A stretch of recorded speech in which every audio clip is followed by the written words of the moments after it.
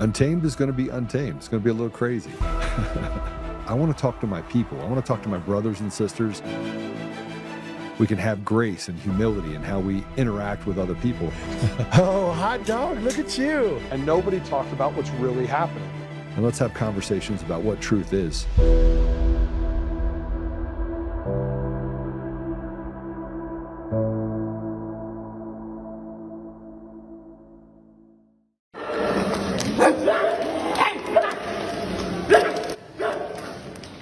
Something people say a lot these days is, how did we get here?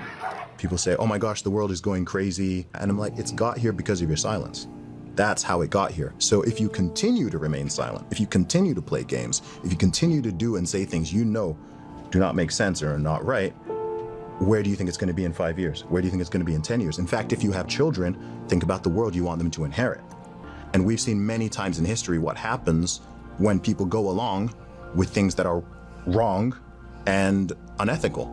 And so we need to remember and have some humility that we are not so much wiser than everyone who came before us, that we're suddenly immune to all of these mental and cognitive flaws, or that we're immune to groupthink or going along with the herd, or that, cowardice even. I think there's a pandemic of cowardice right now. A pandemic of cowardice. I would agree with that. I would fully agree with that. I think you would probably fully agree with that. Silence is cowardice. You know, over the last 6 years, but before we go back over the last 6 years, everything that I did was driven by how could I be my brother's keeper? I mean, how could I do whatever was necessary to protect people around me? Now, many times that would land me in court. I would be in court and I would be, we'd have somebody that I played football with that got himself in trouble. And they'd call me and say, Joe, I need help. Or they say, Joe, I need a job. Or Joe, I did this thing. And I'm like, all right, how do I help you? I was never silent. I didn't know how to be silent. If you fast forward to what we dealt with for the last 6 years, and I want to talk specifically about that fateful night, November 6th, 2020, 3 days after the election. I'm still trying to contemplate what just happened on November 3. I didn't know. I mean, it was obvious to me that there were things that were wrong, and they were obvious that they were telling us that things were wrong, and it's obvious that they, back in October and September, were talking about how they could build this story of an insurrection. But they knew they'd get caught. They knew the system wasn't ready to smooth out and make it look like President Trump had lost. They knew that they were going to have to create this chaos. And they knew that they had stolen other elections all the way down from 2018, 16, all the way down, all the way up, 2022, 2024, and again now in 2026. They knew. And on November 6th, though, I had to make a decision. And you remember, silence is cowardice. I believe that silence is I think we all believe that silence is cowardice. And I have an immense amount of skill sets. Immense. Gifts that, I can't even explain, frankly.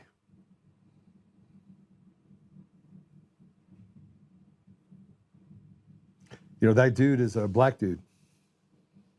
All right, if you didn't notice, he's black. And it's always you always have the people that come out that are these people that say that I'm like a Jewish, gay, transgender, whatever you want to call it, right? And they always start it with things that you can't attack because they'll use the anti-Semite label on you. And we've created this environment where people can hiss and bark at each other and put stuff in the, at the litter box in the corner, and they'd be furry, and you could be this, and you could be that. And instead of saying, no, you can't do that, go piss off and do whatever you want to do, we're not even going to allow it. Instead of ridiculing what should be ridiculed into the ground, we allow them to ridicule, bully, and do anything they want to normal people that would stand up against it, because cowardice is contagious, just like this radical groupthink social contagion that we have going on in our society, that you can be whatever you want. And they had to go down to the fundamentals, go down to the elementary level in education, because they had to be able to cut off and curb truth. And see, the brain works in such a way that it can recognize truth, period. It just recognizes it. And so the brain then becomes a conflict with what's in front of them, and that leads to mental illness. And if you think that I'm wrong, go read any book about psychology. Matter of fact, in the 1950s, they had all of these different studies where they would go in and put 3 or 4 actors in a room with a person, and they would literally look at something and they're like, please pick out the red box. And you'd have the first person that picked out the blue box, and the second person picked out the blue box, and the third person would get to them, and they'd look around and they'd be like, it's the red box, the second box. And the fourth one would pick out the blue box, and then the fifth one would pick out the blue box. And so then they would start it all over, and everyone would look at this person. And so then the next test was the same thing, only different. Everyone pick out the rectangle. And it'd be a square, a rectangle, a square, and a square. And people would look, first person looked at it and picked out the first square. And the second person picked it out, picked out the first square. And the third person looked around, the two were looking at him like, what's wrong with you? And so the third person, which is the only one not an actor, picked out the square. It took one round to get that person to basically adhere to the fact that the square was the rectangle and not the rectangle. And the fourth person would be like, it's the square. And they ran through it one more time, just went through just to have them do it. And this time it was the length of a line. Pick out the longest line. And imagine having it so that there's one line that's this much higher than all the others. And the first person picks out the first line that's the shortest. And the second person picks out the shortest line. And the third person looks back over to him and they look at him and do this, and he picks out the shortest line, not the longest. That's where we're at right now. And I just gave you a perfect explanation that the only reason we got here is because we had stolen elections and everyone could see it and they said nothing. So on November 6th, I didn't have a choice. My only choice was this: pick cowardice or pick the truth. Speak up and say what was right. And I had my friend literally tell me, Joe, please, just hand it over to someone else. Let someone else handle it. I think that's why President Trump ran for office. President Trump ran for office because he couldn't sit on the sidelines any longer and watch this institutional rot.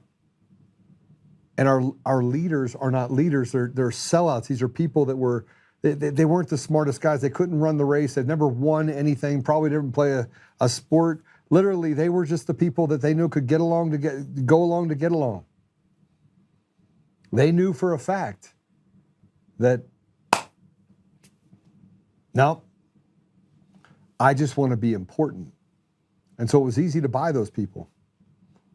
Nancy Pelosi, that's the smartest person in the room? I don't think so. Even Fetterman, you say that he had a wake-up call after his stroke, but he's finally coming around to it because, frankly, he's feeling his own mortality.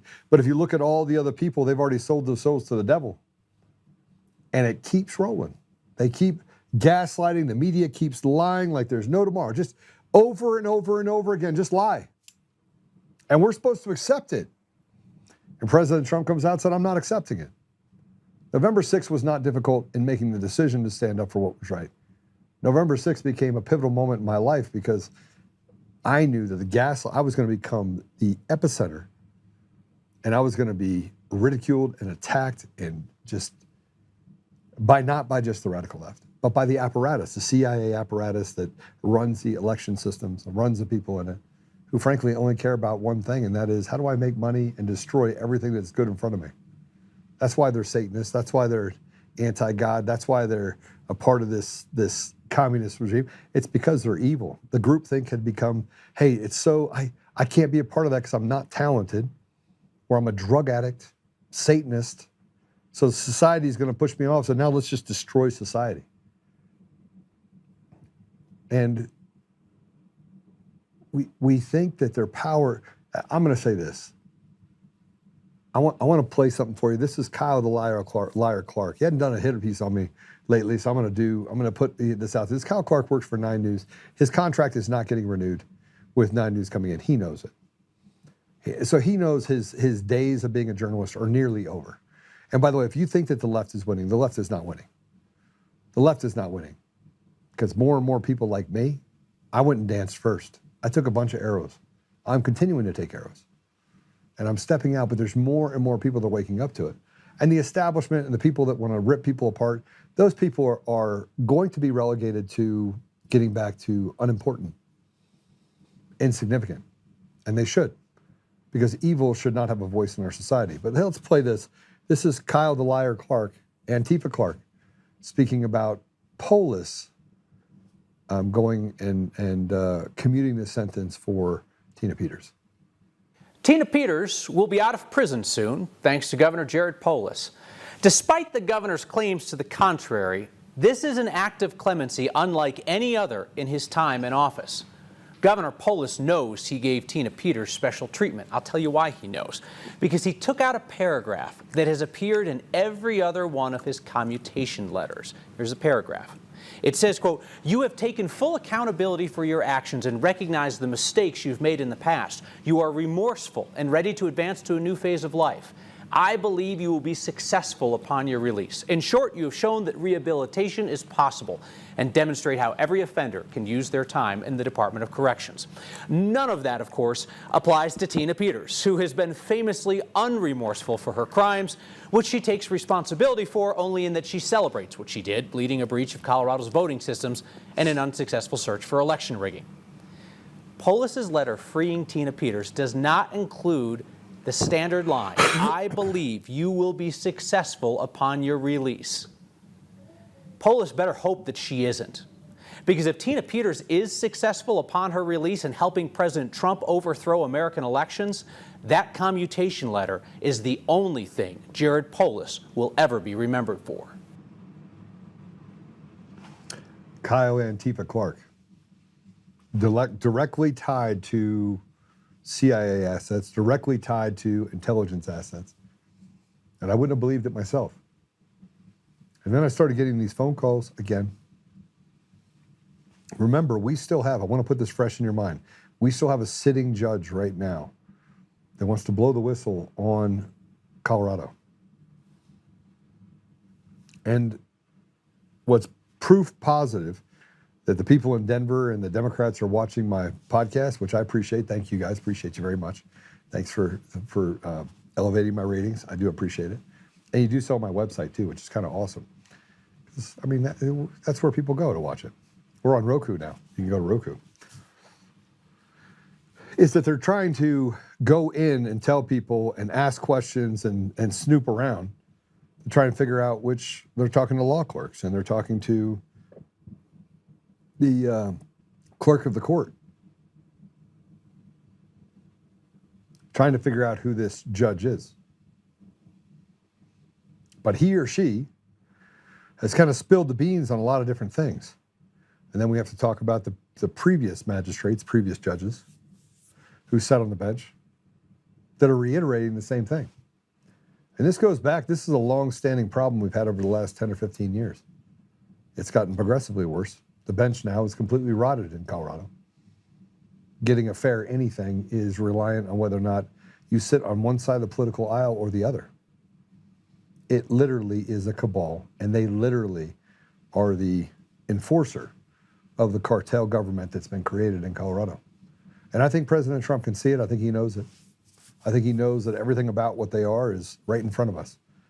I think there is going to be something that happens in Colorado, and I think that Kyle Clark will be remembered as the piece of trash that stood in the way of us getting to the bottom of fraudulent elections. Elections, by the way, that led to massive numbers of laws, that increased taxes, took away the rights of Americans here in Colorado and around the country. And all because he wanted to say that Tina Peters somehow was wrong. But he lied. And just as clearly as they could sit here and talk to you, they could sit there and lie. Reminds me of J6 and the judges lying and the police officers lying. He's not the only one, though, that's actually gaslighting and lying. Here's Marshall Cohen from the Communist News Network, CNN. Fact check. Colorado Governor Jared Polis relied on false and misleading claims to justify his decision to release election denier Tina Peters from prison. Number one, Polis repeatedly said that the charges in case have nothing to do with the 2020 election. That's highly misleading. He's right that Peters wasn't charged with trying to subvert the election while it was happening, but trial testimony established that her crimes in 2021 were motivated by Trump's 2020 fraud claims, and that she conspired with Lindell-linked election deniers in hopes of proving the 2020 results were invalid.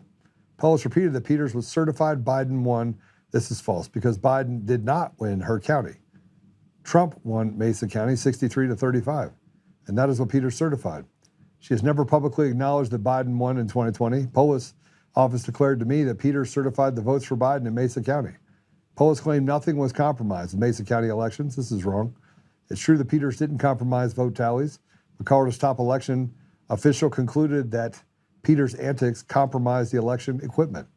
So the systems were decommissioned and Mesa spent $1 million in taxpayer funds to replace everything. The DA who charged Peters told me she has 100% compromised the equipment. Now this, let me just put something out here for you just so you understand. I think I had a response to that. So here was my response. You're a retard, a truly stupid man. Polis used the fact that two other Democrats charged with the exact same charges. Both Democrat lawmakers were given probation and community service, a gross indication of the two-tier justice system. He stated that she was not charged with election crimes related to the 2020 election, and that would be correct. She only dug into the machines after a 2021 municipal election that was so irregular, she could not help but question the outcome. You liars cannot help yourself but to lie. You lie, you cheat, you gaslight, then repeat. No one believes you. Everyone knows the elections are fraudulent from end to end. The only reason we are in this place is because of fraudulent and evil, and retards like you are selected, not elected. So here's my issue. Here's my issue, just so we're just get to it.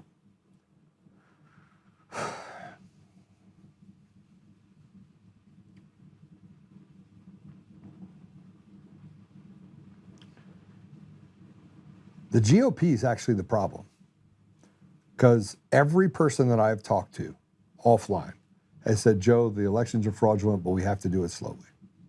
Heritage Foundation first came out and said there's nothing wrong with the elections in a private meeting, literally at an event, was asked the question. And a friend of mine asked one of the people high up in the Heritage Foundation a simple question. Well, it makes what Joe Oltmann said true then, doesn't it? And he goes, yeah, the elections are fraudulent. He's absolutely right.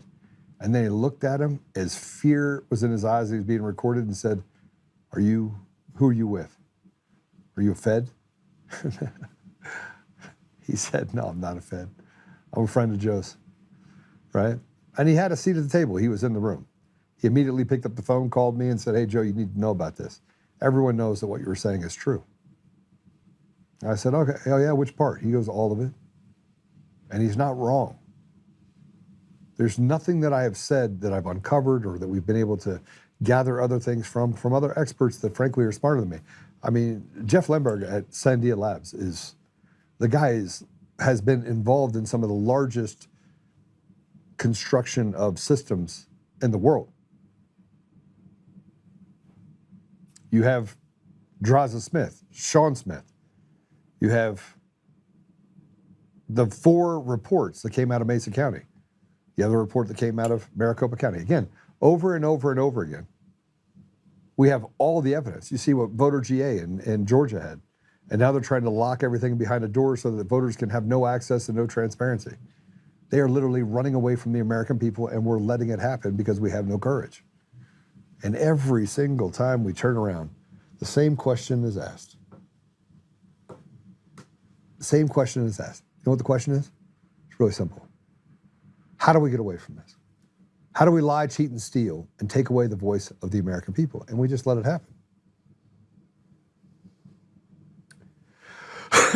That leads me, before we have our guest, is our guest in? All right. We have a special guest today. It's going to be amazing. That leads me to what's going on in Colorado. So yesterday, this is me airing my dirty laundry of all the stuff happening in Colorado. So if you're paying attention in Colorado, you're going to want to hear this. And since only about 10% of my listeners come from Colorado, not even 10, 4%, 3%, you're going to want to share this. Let's talk about what happened over the last couple of days. Now let's go back in time and look at some certain things. We have a Weld County GOP chair that got arrested on Friday for soliciting a minor. I mean, they should throw the book at him. Frankly, he should face the same thing. I don't look at things from a D or an R or an I. I don't look at it from their political affiliation. I think if you try to piddle a child, you should face the death penalty. Now, whether or not you solicit and you actually did it, if you did it, you should face the death penalty. You solicit, you happen to get a cop. I don't know if you can rehabilitate someone there. I don't know. All I know is that you have no part in the party. But let's talk about the GOP in Colorado. I'm now 60 days in. I have met some of the most amazing people over the last 60 days that are chairs and vice chairs and secretaries and treasurers. I've met some amazing people that have been a part of this party and what's called the CRC, which is the Central Republican Committee. It's about 500 people. It's around the state of Colorado. All 64 counties are represented. You have bonus members and then other people that are voting members that are allowed to vote for who the state chair is. And so I've had conversations with roughly a little over half of those people. And it's difficult because I get on the phone and they want to ask me questions, and then, some people want to meet me for coffee, which I'll do. But imagine spending 45 minutes with 500 people, even 300 people, over a 60-day or 45-day period, what the outcome is. And then you have people that are in the party that have their favorite candidate, right? So here's me, come in, here's the plan, and we're going to do all this stuff. And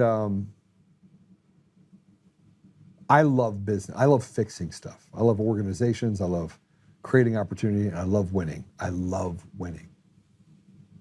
But the Republican Party hasn't won in Colorado in so long, and they're so self-reliant on themselves and selfish in their ambition that we find ourselves playing from behind across the entire state, an anemic party.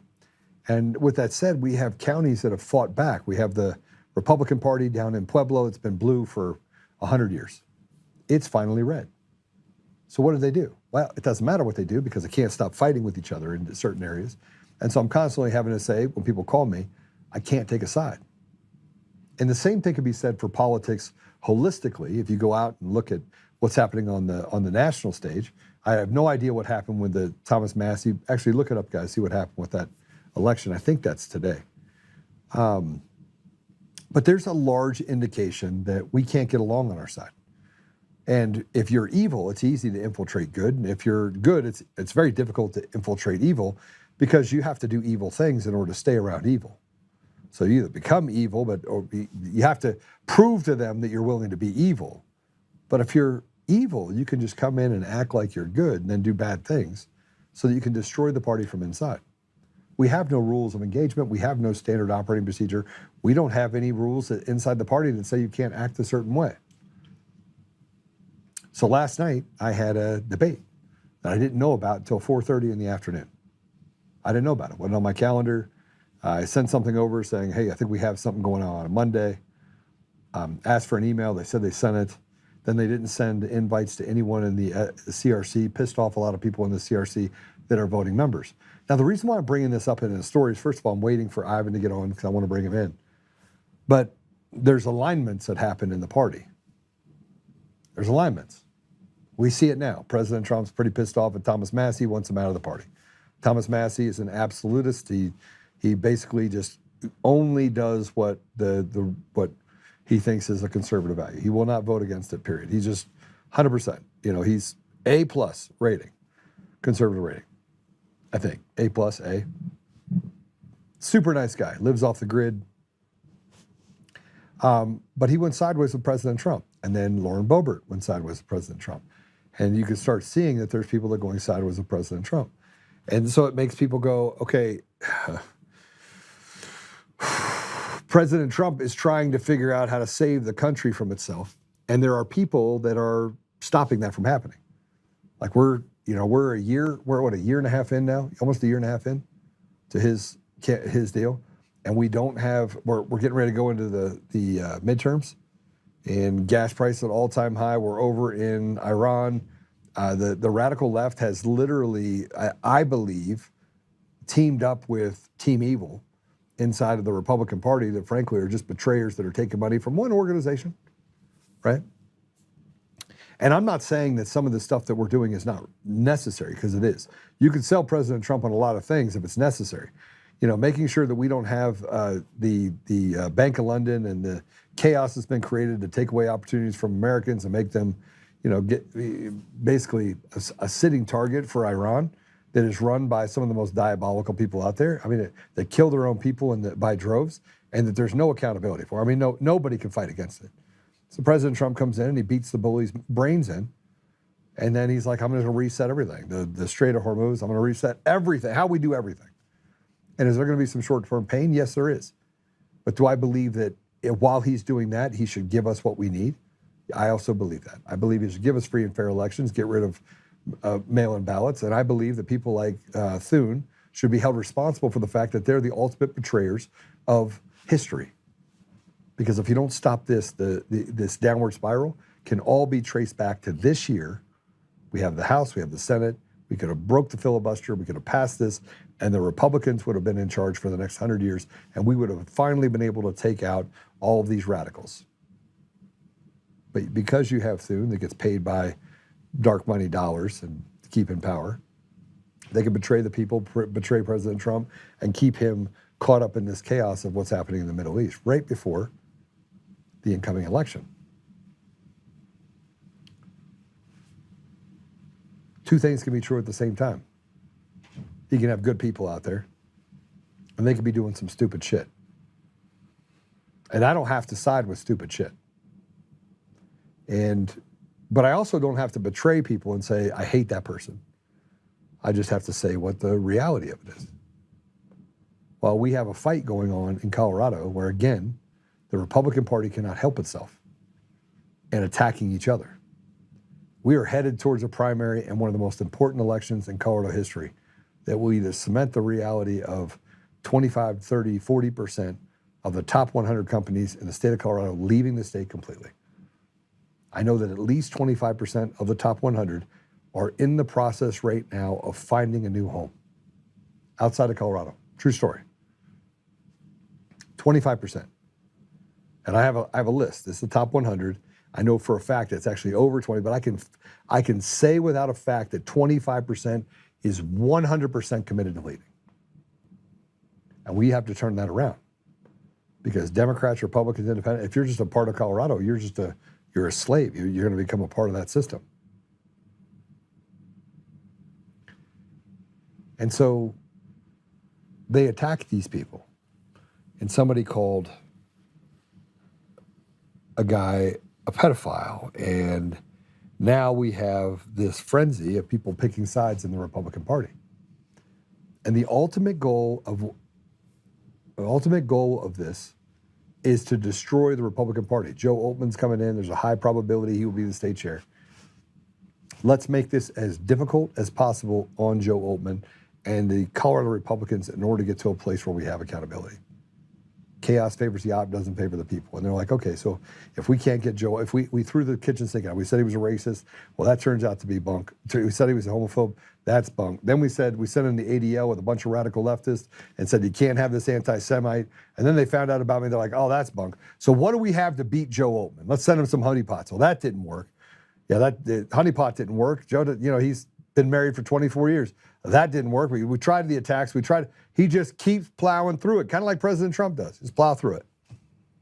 And so now they said, well, we're just going to burn the Republican Party down, and we're going to have people shoot at each other and call themselves names and pedophile this, and you're a thief this, and you're a drunkard, and you did this, and you did that. And I'm like, I'm done. And then at the debate last night, you had a setup that happened where they let another candidate ask questions inside of a debate and attack me. And then when I went to answer it, Kim Munson, who's the moderator, wouldn't let me answer. She didn't like how I was answering it. So you're not allowed to answer it and go after the person that basically is going after you and saying, this is why you were saying it. No. She just wanted you're only allowed to answer it this way. So the rebuttal rules and all the rules of it, no. You're not allowed to do any of that. The Republican Party needs an enema. It needs an enema. I'm just going to be really clear. Colorado is no different than the other 49 states. You got a Republican Party that is filled, if the leaders betray the people, and as somebody said yesterday on the town hall that I did, that we don't trust you. They don't have any reason to trust us because we do nothing but sling mud and attack each other online.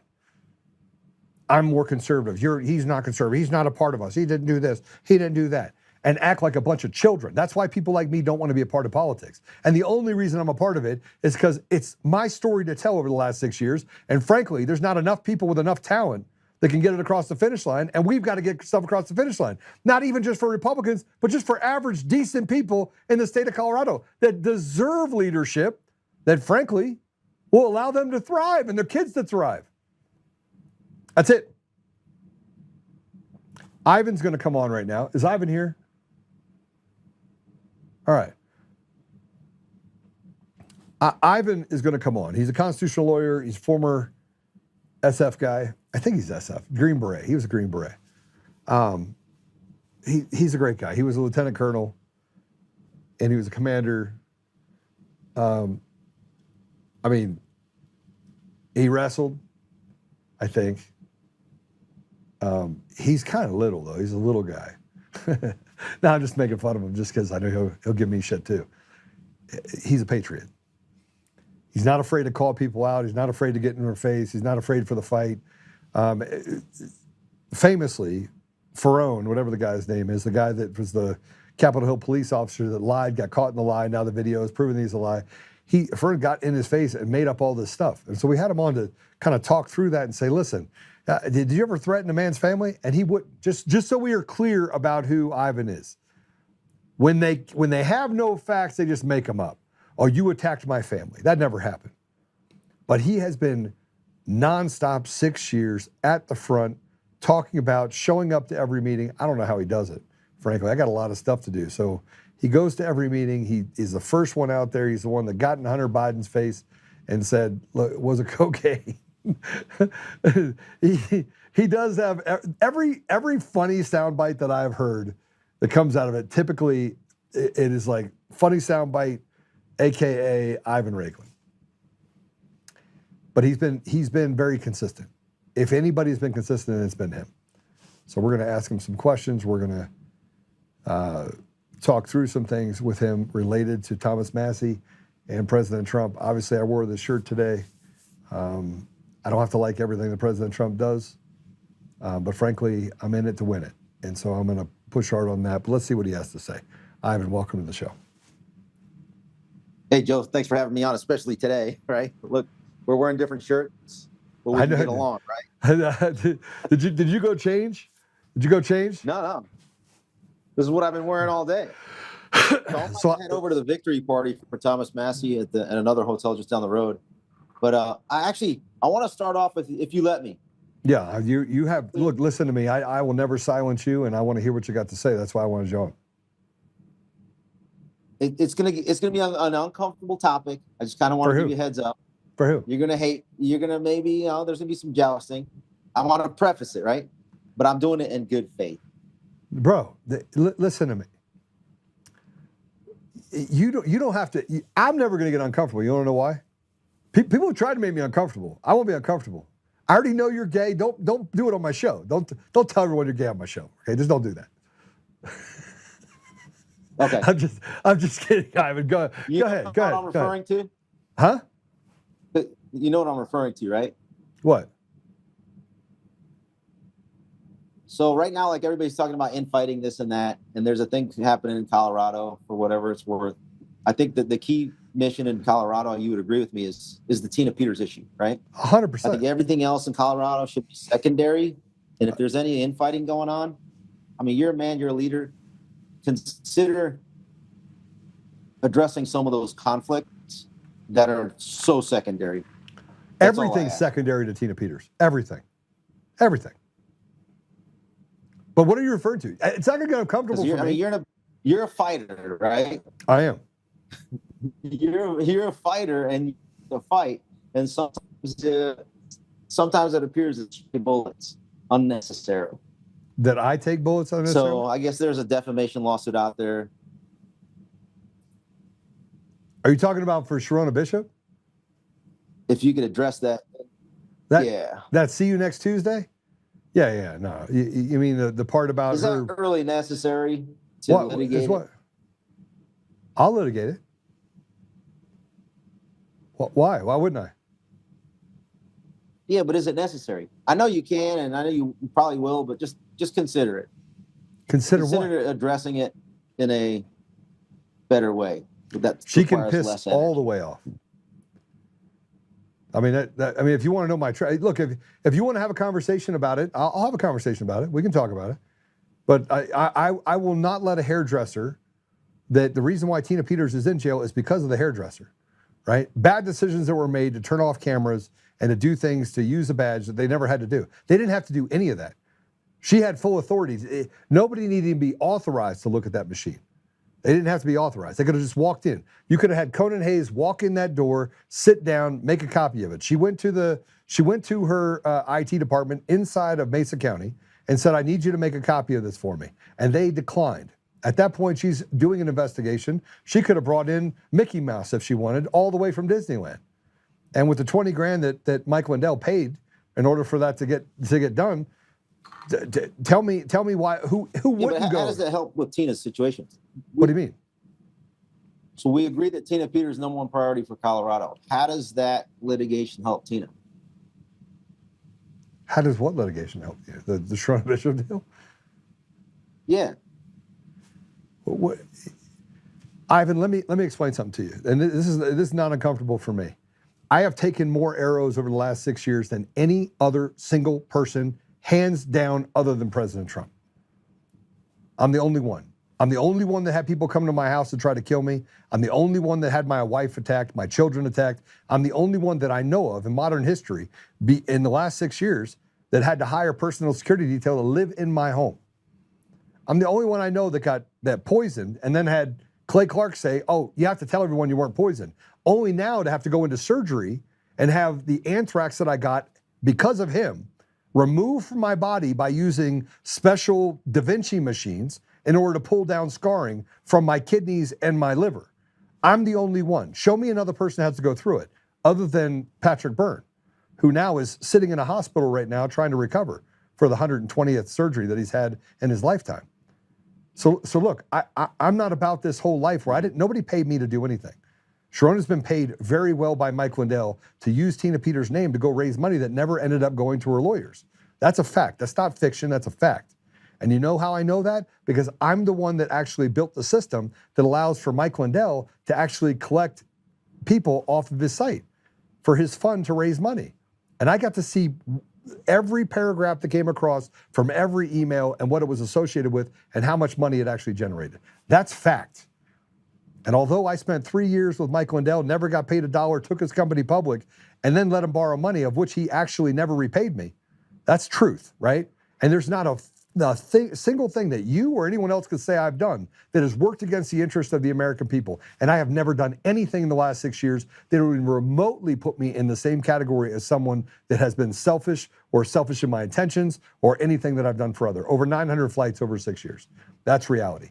Tell me what she did other than get paid by a bunch of people, cooperate with the feds, move down to Texas, interfere with Colorado elections, stand against Tina Peters, and do everything she could in order to benefit from it. Please tell me. And I pay Tina, by the way, every month. I have for 4 years. She's gotten a salary from me, so she wouldn't lose her home, lose anything around her.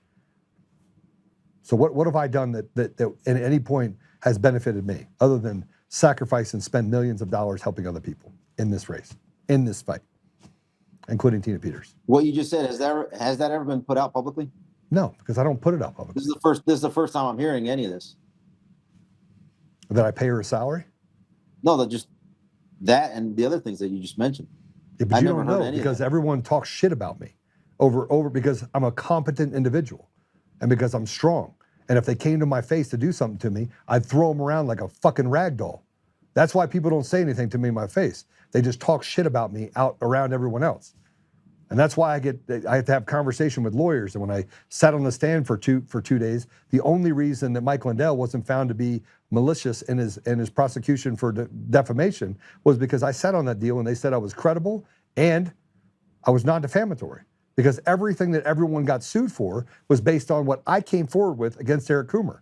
And now we have Serbian, we got affidavits from Serbians, we have the Venezuelans, we have all this other stuff.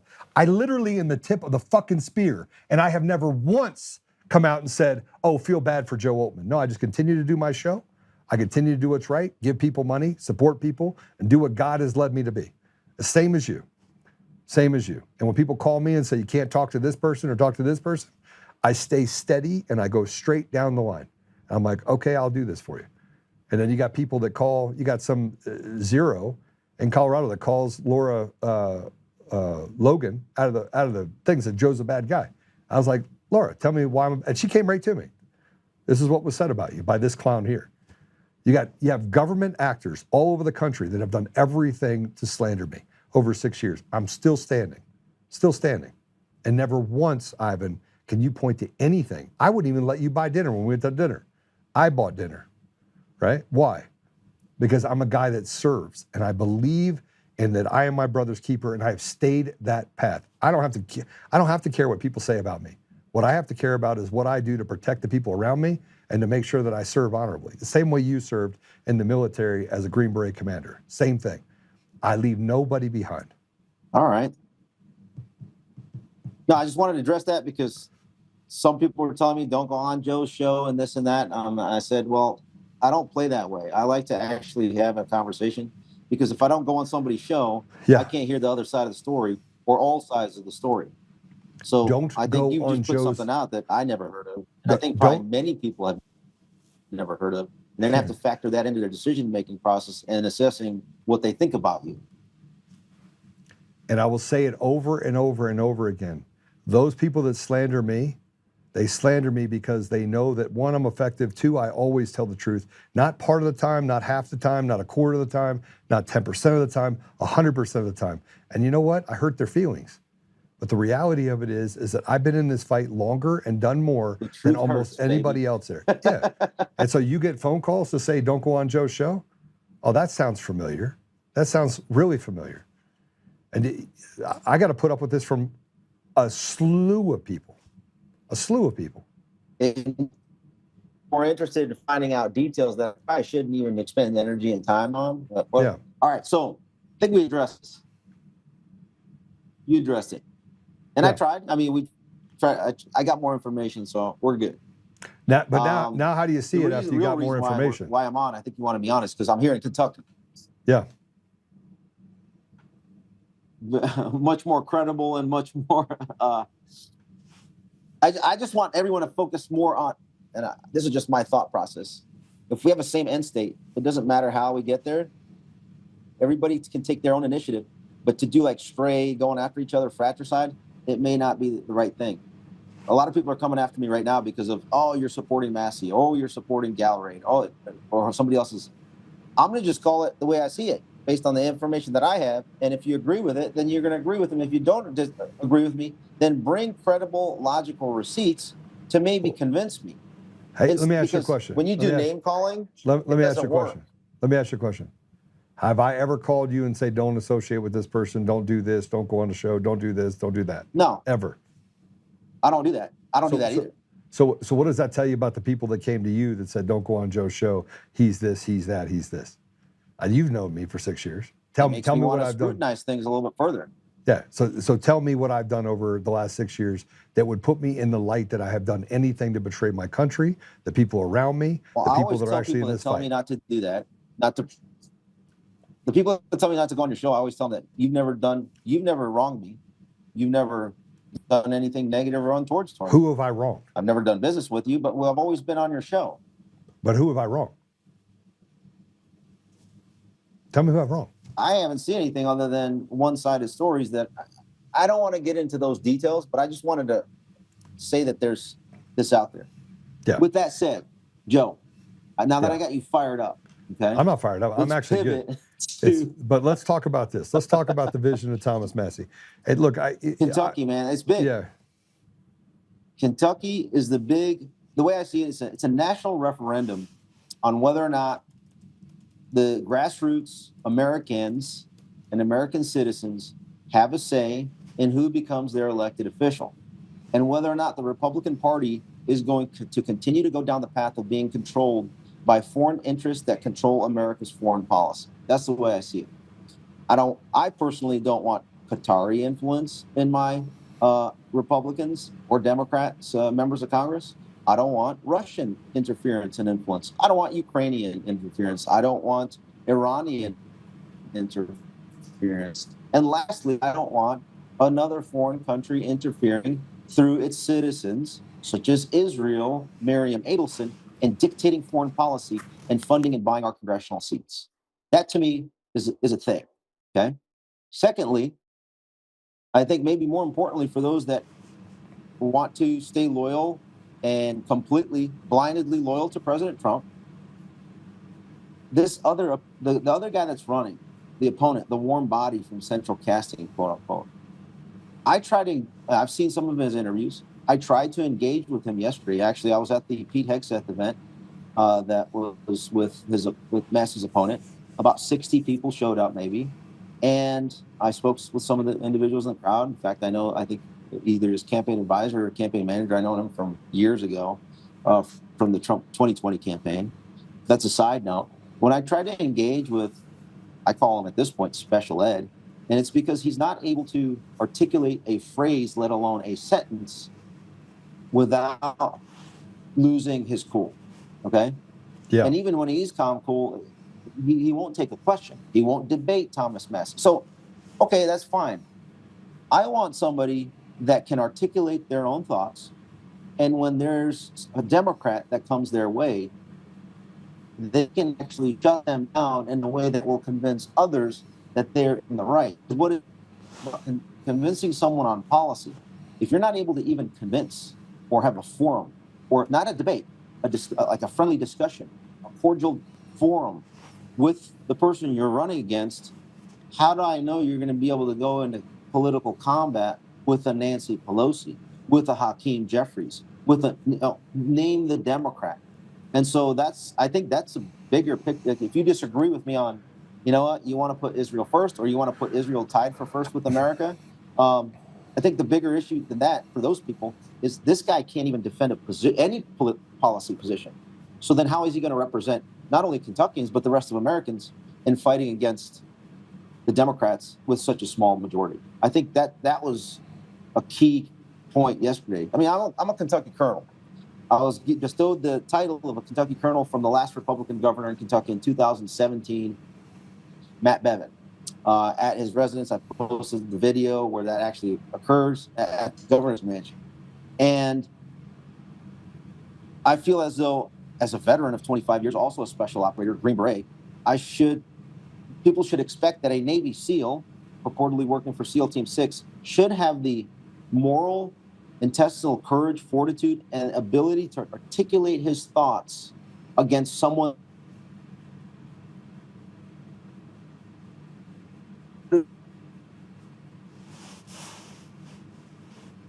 Hey, Ivan, are you on? His handlers to completely encircle him. We just lost a certain segment. You said that's a Navy. What's that? That's a Navy SEAL, and then you went you shot over a little. Yeah. So this guy is a Navy SEAL, 25 years, and he can't professionally, calmly, coolly shake my hand, look me in the eyes, and let me ask a question, and for him to explain his policy positions to defend them. Okay, he is in no position to defend them because he doesn't do it. So we talked about iron sharpening iron. He won't even sharpen a dull brain, like his dull brain. So I just want to use as against that. Did I shy away from any question you could have asked me? No, when it comes to you, you're always public, transparent, in the limelight, constantly in the conversation. That's like same thing with Thomas Massie, right? Yeah. One of the biggest reasons why AIPAC and RJC and Miriam Adelson and Paul Singer and John forgot his last name, Paulson. Paulson. The $3 billion donors donating to Massie's opponent have to spend so much money is because this guy can't articulate a thought. If it was a credible, viable candidate that can be, you know, a pro-Israel guy and articulate his thoughts and positions on other issues, then they would have probably only had to spend a few $1 million with a Trump endorsement to pull off the victory. But because it's so evident that all the marbles are being thrown in this race, the litany of truth posts, like dozens and dozens, the videos by President Trump, the sending Secretary of War Pete Hegseth to violate the Hatch Act, along with every person that flew with Secretary Hegseth, violating the Hatch Act, basically violating rules, laws, procedures, norms to coerce Kentuckians into voting for somebody that barely can say a sentence. Everyone sees it for what it is. And more and more people are repulsed by it. All right, so why is it that Massie went sideways with President Trump? Why where did the rubber start to not meet the road? So I view it as the president went sideways with his campaign promises. That's how I see it. And I can go down the list. Let's go down that list. Not all. Remember he campaigned on all J6ers were going to get pardoned? Yeah. That never happened. You still have 12 that are commuted veterans that can't get their veterans benefits back. Well, Joe Biggs got all of his back, so it's now 11. Because Joe Biggs, they dropped the case against Joe Biggs and actually restored. They haven't done that yet. He prematurely celebrated. So you're saying it's just like the Steve Friend? So this is just like the Steve Friend deal and the FBI whistleblowers, where they set a deal, signed just like the deal. The General Flynn situation, where the government moved to dismiss the case, and the judges have not ruled on that dismissal. So it hasn't been dismissed. They still haven't been dismissed. We're still in this posture, and I think the judges are probably waiting on this November election for the Democrats to win, and they're just going to sit on it, and they're going to rule against dismissing the case, and it's going to have to be litigated, and they're going to continue to protect the deep state. That's kind of my opinion of what's going to take place. How can the prosecutor? So that's a campaign. How can the prosecutor? Let's work this problem real quick. How can the prosecutor, if you're in control of the pushing of something forward in the best interest of justice, we want to drop this case, and here are the reasons why. Yeah. Right? How does a judge overrule the prosecutor when the judge's job is basically to be a I got it. This already occurred in the General Flynn case. So here's what happened to General Flynn, and Jocelyn Ballantyne was the one. Jocelyn Ballantyne was the same one prosecuting General Flynn as the same one prosecuting the Proud Boys, for example. Okay. Yes. The judge sat on it because the judge has to actually file a motion in order to agree to both parties dismissing the case. The judge just sits there and doesn't do it. And what did Judge Sullivan do in the General Flynn case? He had somebody else file an amicus brief to argue why he shouldn't dismiss the case and then argue it before the appeals court. And then when the appeals court told him that he had to dismiss the case, he sat on it until the election. So that at that point in time, President Trump gave General Flynn a pardon of innocence. That's how they play. They play for keeps. The Democrats play for keeps. The Republicans sit ducks in a corner. Well, no. The Republicans are basically controlled opposition, right? I mean, you have Thune that wouldn't pass the SAVE Act because he wouldn't push the filibuster even when he had the votes. So meanwhile, President Trump is so focused on Massie. How about he spend a little bit of time to go after Thune? And in fact, why doesn't he sit down with J.D. Vance and say, hey, J.D., last I checked, the Senate Majority Leader is not a constitutional position. The president of the Senate is, J.D. Why don't you go over there to the Senate, camp out, take control of the rostrum, and basically direct the entire Republican majority and say, you know what? If you don't change the 60 vote, what do you call it? Filibuster in the Senate. Yeah. And if you don't confirm every single one of these ambassadors, U.S. attorneys that are left, 113 right now, President Trump, then nothing happens. They're not playing hardball. They don't even know the constitutional process. JD doesn't know. Like, you know what I mean? It's the adults in the room are not being listened to, okay? And so that's where we're at, because they're being controlled and handled by other interests. The neocons are basically taking over, right? So when you ask me the question, when did President Trump cross us? It started from day one with the non-full pardons. It started with not going and seizing Tina Peters. It started with when he started to endorse after September 10th, when Charlie Kirk was murked. October 10th, President Trump took yet another jab, booster. And then after that, he started to endorse Democrats.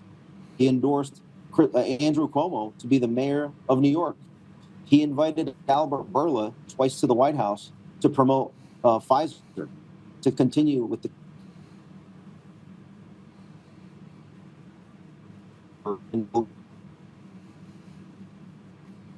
We lost you there for a minute. election high 2020, patting them on the back for the censorship regime. Those are just a few examples. Well, we missed all your examples because you broke up. I think somebody's trying to interfere with our ability to talk here. So let's. Is there any sort Censorship, of baby, is real. Yeah, no, it is real, and people are mad at you. All the people that President Trump invited in the White House and endorsed are completely anathema to what we voted for him. I didn't vote for him to make sure that Ballard Partners makes payroll. I didn't vote for him to endorse Democrat COVID criminal Andrew Cuomo to be the mayor of New York in order to usher in communist Muslim Mamdani, right? I didn't vote for that. You think that I didn't vote for him to bring in Pfizer's CEO Albert Bourla. Well, let me ask you this question. I think this is probably a bigger question related to that. You think there is any reconciliation between Massie and President Trump? Massie is the bigger man, much more classy than you or I. No offense. He said on multiple occasions. I think, based on what happened today, I think the Trump world is already conceding this, because Fox News allowed Massie to be on the show today, and with the Trump endorsement of Ken Paxton, I think they see the writing on the wall that Massie's going to win. It's just a matter of if it's going to be close or a blowout at this point, and they're trying to move on. And I think if President Trump gives Massie a call, I'd expect him just to, in a man-to-man professional demeanor and tone. He's already said this earlier today, that I can work for President Trump. And he said that he supported Trump on 90% of the votes. All right, so let me just talk about. It's a different situation than what we saw with Cassidy in Louisiana. It's a different situation from all these other races. He's an incumbent for years that's gotten a lot of votes. So I think, all right. So by let me putting in all of his cards and chips, President Trump has lost, I think, massively by getting so involved. All right, so I have to put this out there. One of Massie's biggest supporters is in fact Jeffrey Yes, right? I don't know anything about the dude. Well, I don't associate, or anything. I mean, you gotta have whatever you're gonna ask. You gotta have to ask him. I laid out the reasons why I support Massie. Well, I support Massie. And so you can't associate it with somebody else and their reasons for supporting Massie. But the problem is that there's this fight over the fact that AIPAC or Jews are fighting over it, and that AIPAC has this grip. I mean, Jeffrey Yass is Jewish. I mean, he's an ethical, billionaire. I mean, I'll just say that, but it's. To me, religion is a component of the First Amendment. Then why is it? Look, and I don't like AIPAC. I don't like AIPAC at all. Then why is it so bad that AIPAC is actually putting money into American elections, right? If religion is if it's truly that way, and I'm asking this as a rhetorical question a little bit. Yeah. So I'm pushing back on you. Rhetorical. It's a good question, because many people cannot distinguish that Israel is a country. Okay. Qatar is a country. Russia is a country. There's 192 other countries out there. I don't want any of those countries meddling and interfering in what the American Constitution lays out as where the political power should be, and thus the foreign policy making decision process. Right now, there's an overwhelming and extreme influence by foreign citizens into our electoral system.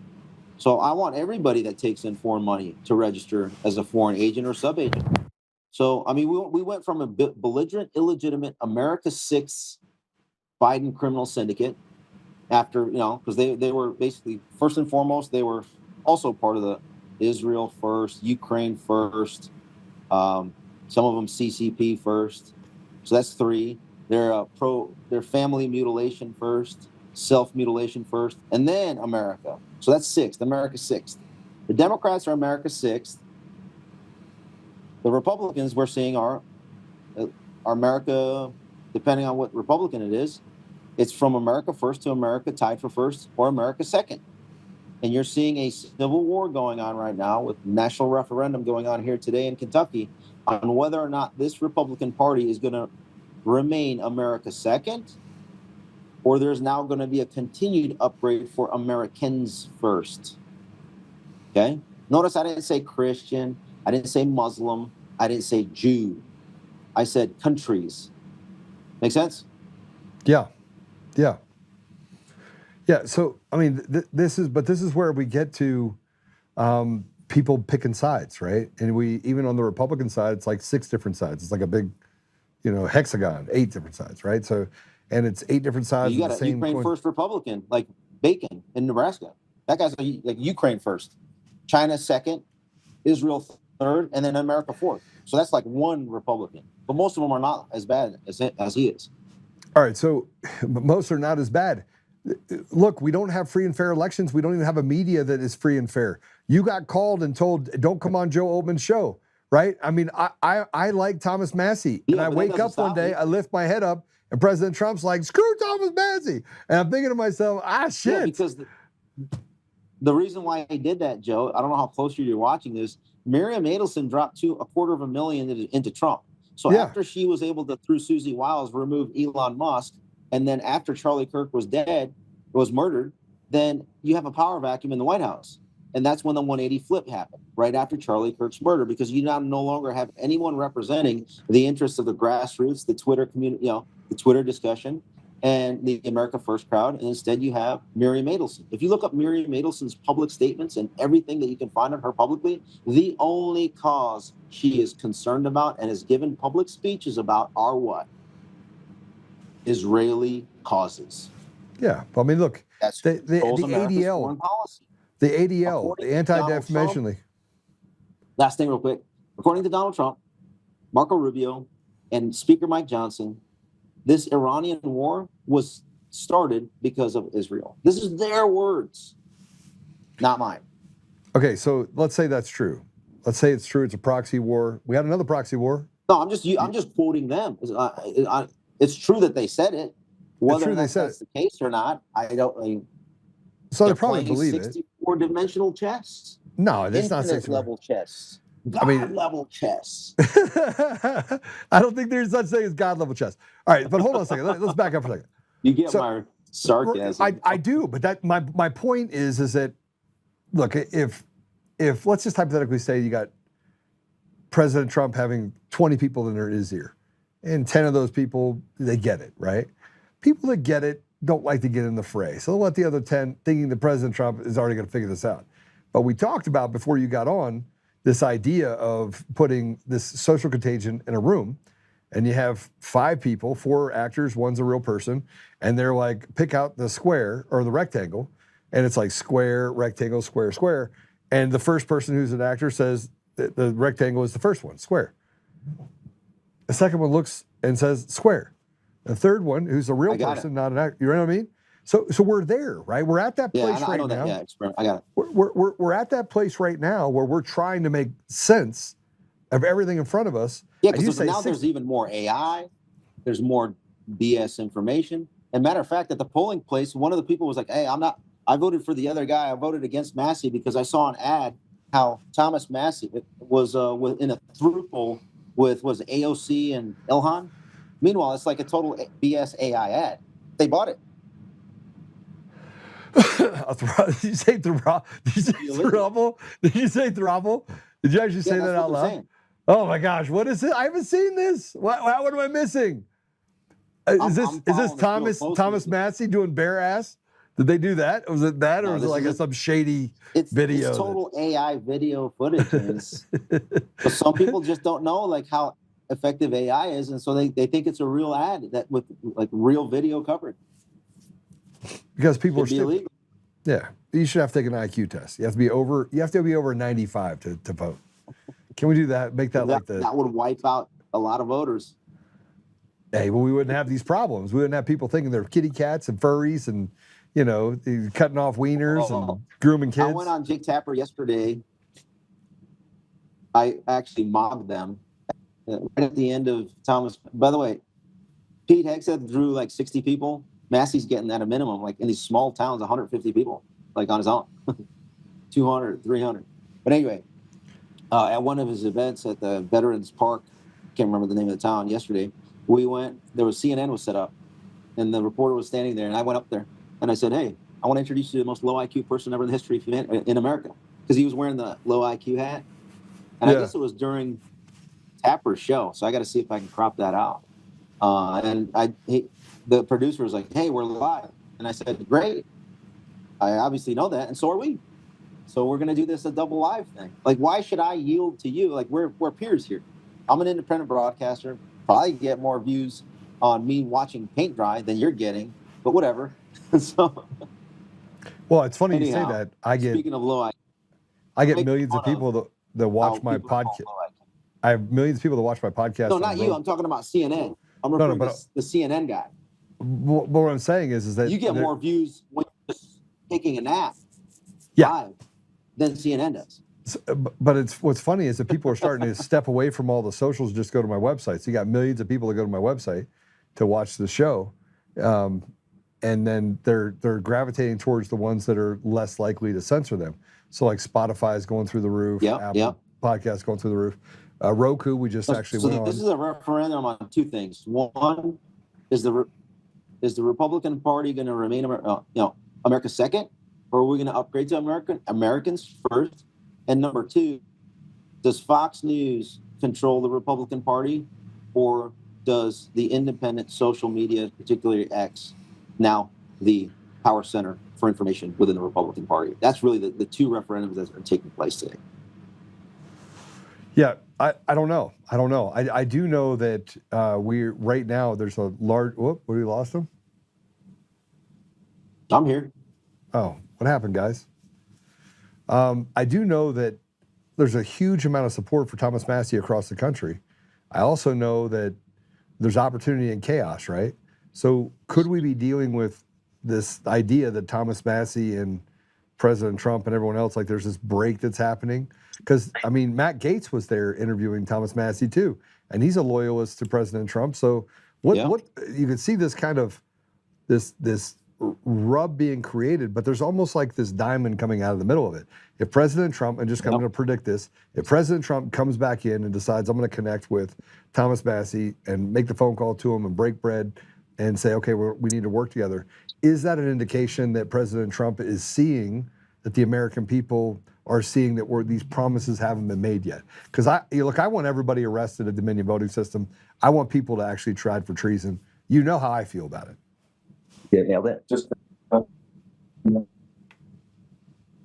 I gotta. What'd you say?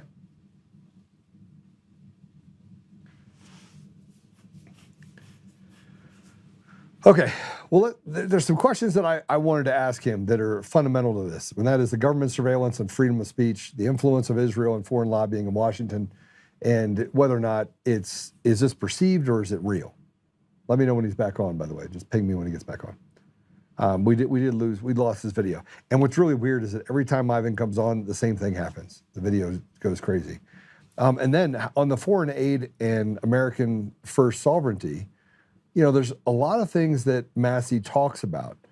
And he believes that we should be America first. Now, is he an absolutist? Yes. I mean, nobody could look at it and think that Thomas Massie is not an absolutist. He's like, listen, here's the litmus test. Is it good for the people? And is it good for the country? Okay, if it's not good for those two people, synonymously, I'm not going to vote for it. The other side is, you got Thune saying, I don't believe that there's election fraud that rises to the level that it's actually all that important, but he's also sitting in office. And so if if you change the system and you hand back the reins to the people of this massive election fraud that's been, leaned through through these different mechanisms, does he get elected? Does he get elected? Do any of these people get elected? And I have to ask you the question. The only thing that people in Washington, including most on the right, by the way, see, the people on the left are just crazy. The Democrat Socialists of America has laundered enough money that it's become very successful for them. And by the way, Stuart, that's on there listening right now, I did ask the question because I think that it's a fundamental question over on YouTube. It's one of the questions that I was wondering about as well. Is this kind of a shell game for us saying that we should oppose AIPAC? Well, if you are for religious freedom and you are for the fact that people should represent each other, I think Christians do a horrible job of this. I don't think we have a good lobbyist group for Christians, right? We got a bunch of Christians that run around and tell you to turn the other cheek and stay inside of the church, and they swallow up all the assets and then give out crumbs to poor people. And we're really good at helping people and we're really good at seeing what's out there, but we don't, or for the most part, over 60% of Christians don't vote. I mean, just so we're clear, it's a big percentage. And so you have Muslims, and look, don't get mad at me and say, oh my gosh, you're being pro AIPAC. No, I'm saying is that if you what's good for the goose is good for the gander. If you don't want AIPAC involved and they're representing a group of people, but you as Christians are terrible at it. Like the Second Amendment, let's talk about the Second Amendment. AIPAC is like all Jew. And then you have the radical ADL and you have the Jewish Coalition. They decided to come together and they decided to build something powerful. But here's what happens on the Christian side, Catholic side, right? We don't know how to do that. We don't know how to do it. And so you're mad at a group of people. And I had this conversation the other day with a friend that said, well, Joe, are you making a 180? Absolutely not. I'm making a 180. I'm not making a 180. I don't want to be in foreign wars. I want to respect the sovereignty of different nations. I want CIA to stop being club evil. I want to stop throwing scraps to people and let low IQ individuals consume entire countries, including the United States and most of Europe. I want to stop it. And by the way, the poster child for the things that are good happening to our country or to countries would be Poland. Or I didn't say it. Or Russia. I mean, look at what Russia's been able to do, right? They're not low IQ people. These are very, very smart people. And you could say, well, they're shrewd. No. They believe in Russia first. They believe in respecting and protecting the sovereignty of their nation. And they can see even a small bleed when NATO blue hats are put on the corners of their shores or their border, that I should do something about this. In the United States, we do nothing. We actually do apologetics. We create an environment where white guilt starts setting in, or we want to attack Jews. And what I'm saying is this: if we want to say that AIPAC is the big bad wolf, why is there not a Christian pack? Why not? I'll tell you why. Because you don't have strong leadership, because culturally, Christians have found themselves dividing themselves along political lines. And churches want to be able to fill that coffer, right? They want money to come in. So if you build something, this is one of the things that makes me the most dangerous person in the Republican Party running for state chair. I'll fix all of it. I'm going to have lobbyists at the state capitol by the droves. Young people are going to they're thirsty, man. They want to protect opportunity, put in trade schools, eliminate deserts. I mean, I've got all sorts of things that I want to get done. And these guys on both sides, you have ADL coming out saying, we can't let Oltmann fix the Republican Party. You can't let the radical left, oh my gosh, the radical left is like this guy, well, what happened? Well, you got this guy Oltmann that can come in and fix it. He can't fix it. We're going to lose the House, lose the Senate. He's going to go talk to the Democrats that we've been basically suckering for decades into voting for against their interests and voting for us so that we can betray them, while telling them it's all those Republicans over there in Highlands Ranch. Those are your problem. Oh my gosh, it happens everywhere. Everywhere. And how do I know that to be a fact? How do I know? Because you can see it. So if Christians want to do something different, than what AIPAC is doing. They got to find a way to get billionaires that are Christian, say they're Christian, and multimillionaires, and even people that I call static donors, the ability that have the haves that have the ability to donate $100, $200, $500, that are willing to build some cohesion around an idea that if we can actually build consolidation among Christians, man, we could accomplish quite a few things. But as you're seeing all over the place, I mean, he just brought it up. People told Ivan Raiklin not to come on the show. They told him that. You can't go on the show with Joe Oltmann. I'm curious. I'm curious. And I answered the question, and I told everyone exactly what I've done. Do you think he heard that? No. No. Now, do you think I feel like I've been used for the last 6 years? I do. You think that I've been tattooed and I've gone through, and it doesn't even care about me. I don't care about me. You think I picked the phone up and called President Trump and said, hey, you probably need to know the truth, and I know that there are people in his little circle that literally have told him, I had to stay away from Joe, stay away from Joe? Yeah, because it started all the way back in 2021 with Mark Meadows telling him not to meet with me. January of 2021, true story. Blocked me from going in, attacked my company, made it impossible. I flew home. I had to go take care of the thing where they were trying to steal millions of dollars from my company, bankrupt it and shut it down from the inside. That happened. And because I was smart enough to make the decision to come back, I was able to save it. Only to have to sacrifice for 6 years to have this happen. I'm not pro AIPAC. But if you got a widget to sell and you have the ability to support candidates, don't make it so hard that the only place they can get money is through AIPAC. You've starved it out. And let me put it in a different perspective. I'm currently building a coalition IEC, Independent Expenditure Committee. I'm like getting people recruiting in and saying, we need this IEC. And we got to start putting out America's messages. I'm going through this process.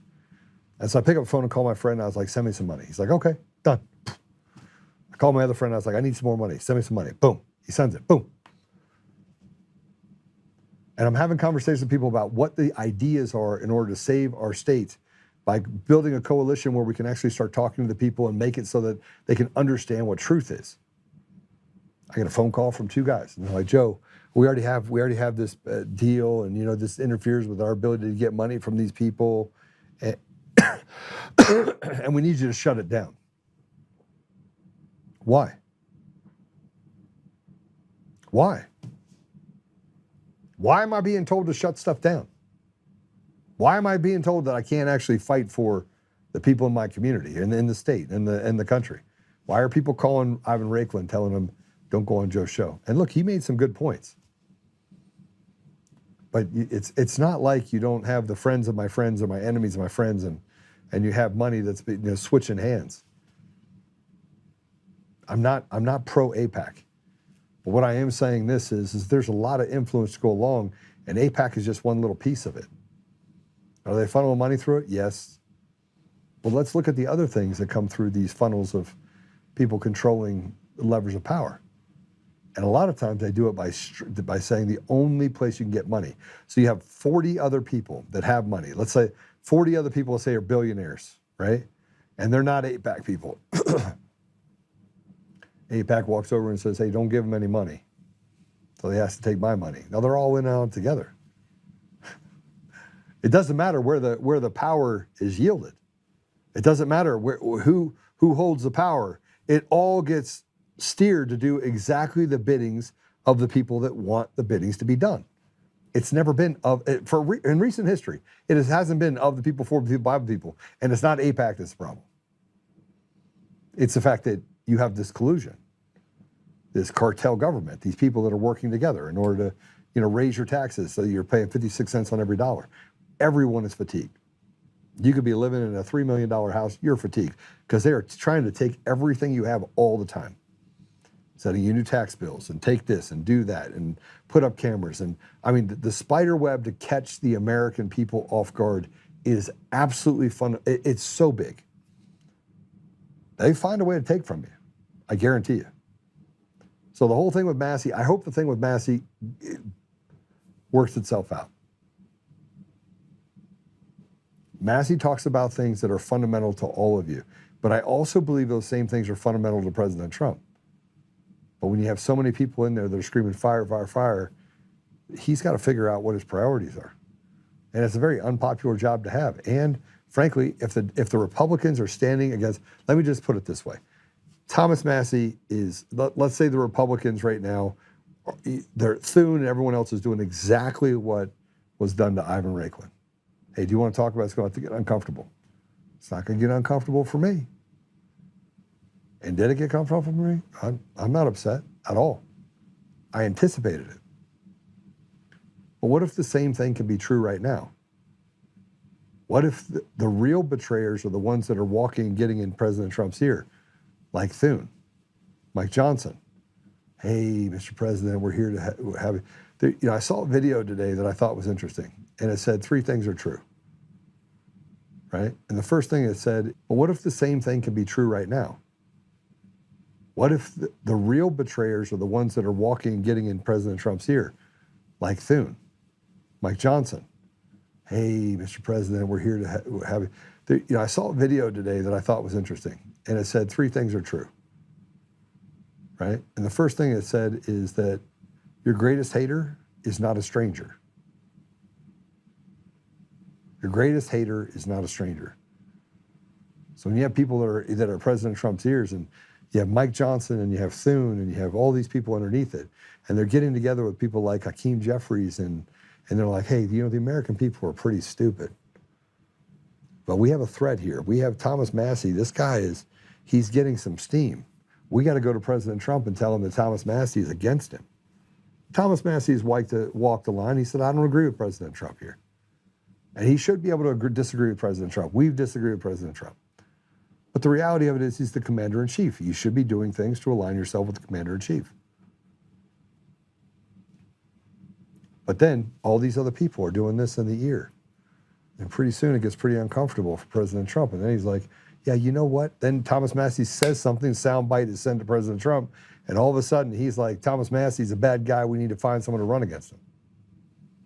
And what makes it worse is then Lauren Boebert goes out there. And I don't agree with everything Lauren Boebert says, especially so the fact that she had nothing to do with Tina Peters being pardoned. Nothing. Nothing. But she stands up there and she gets on these shows and acts as if she was the savior. That she's the one that caused Tina Peters to get out of jail. It's not true. But what's true and what's not true?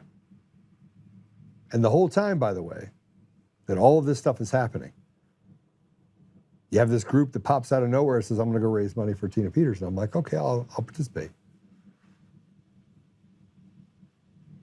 Because history is written by the victors. And in this case, who's the victor? It certainly isn't Tina Peters. So let me make a prediction of what's going to happen. Tina Peters is going to get out of jail, and she's literally going to go off grid. That's part of the deal. Go off grid. And it's going to be a fight to get her back in the fight, because being in jail for 2 years takes its toll on you. And in the middle of all that, she has to feel a certain sense of abandonment, because nobody came for her. It took a Democrat pardoning her to get her out. Imagine that. It took a Democrat not pardoning her, commuting her sentence. It took Jared Polis commuting her sentence to get her out.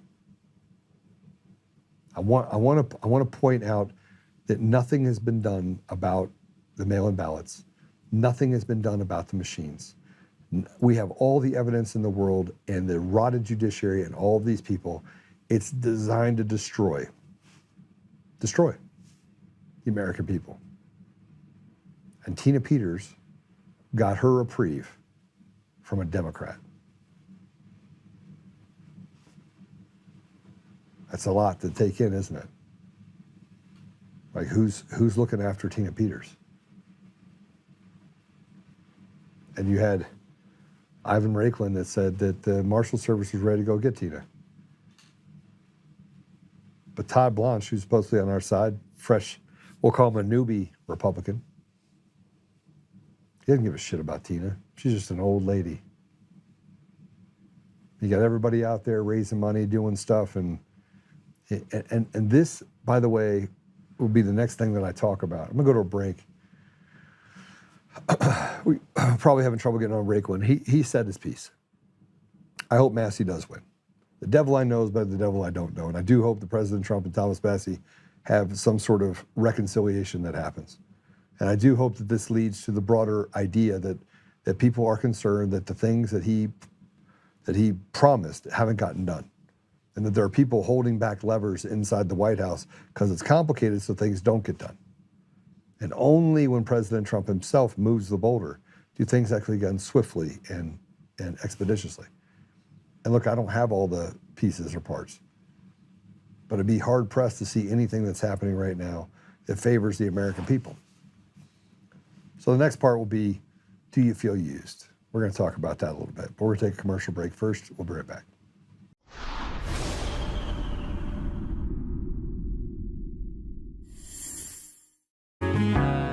Oh, hi, I almost didn't see you there. Welcome to DCF Buns, where you can find the freshest buns in town, if I do say so myself. Oh, our master bakers teach class every week, so whether you're new to baking or trying to improve your culinary skills, we got you covered. And we can help you bake the cake of your dreams. We'll even clean your cake if you want. And if you don't want to bake anything yourself, we have loads of fresh buns available in a variety of shapes and sizes. Check us out at dcfbuns.com to learn more. DCF Buns, we keep the buns hot and the deals hotter. Buns. In every thread, in every stitch, Honor-Bound USA weaves the fabric of the American spirit. It's not just apparel, it's a testament to God, family, and country. At Honor-Bound USA, we're a family of patriots who put our faith, family, and America first. When you visit our website, you'll find a line of products that embody our commitment to pray, stand, speak, and act. As the official site for the Untamed podcast, all of our products proclaim speaking the truth with courage. We also have the powerful documentary from Professor David Clements, Let My People Go. Identify yourself as one of the few who are willing to stand for what they believe in. Join the Honor-Bound USA family today. Wear it as a badge of honor, commitment to the values that shape us, and a pledge to the bright future we will build together. Because when you're honor-bound, you're not just wearing a brand, you're embodying a lifestyle.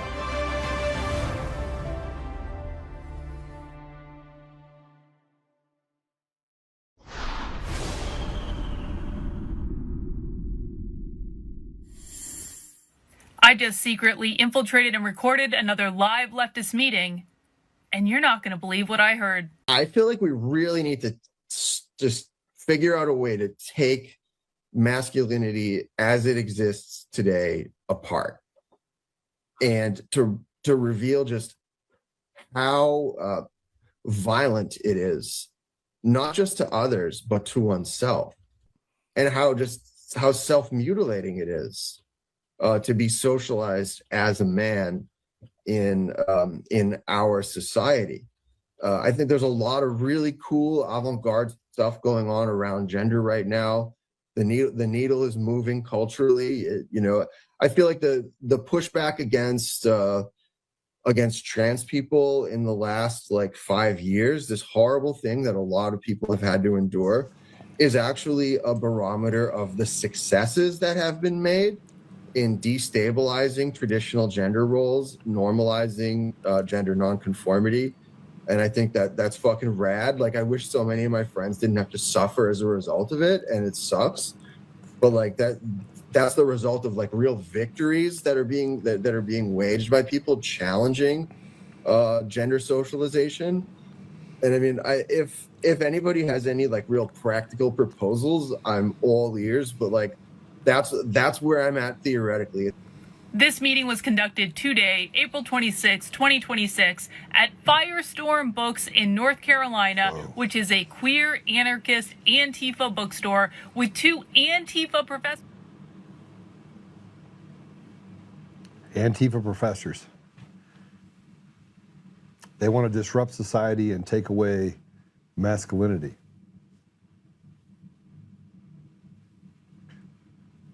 I want to come back to the fact that I've been on here for 6 years. I have people that have been following me for 6 years. I I was headed into a gym, and a guy stopped me and said, "Joe Oltmann." I said, "Yeah." He goes, "I've watched your podcast for 6 years. Thank you." And I was like, "Well, join the fight, brother. Just get out there and do something." And shook my hand. And no matter where I go, I meet people that appreciate the fact of what I say.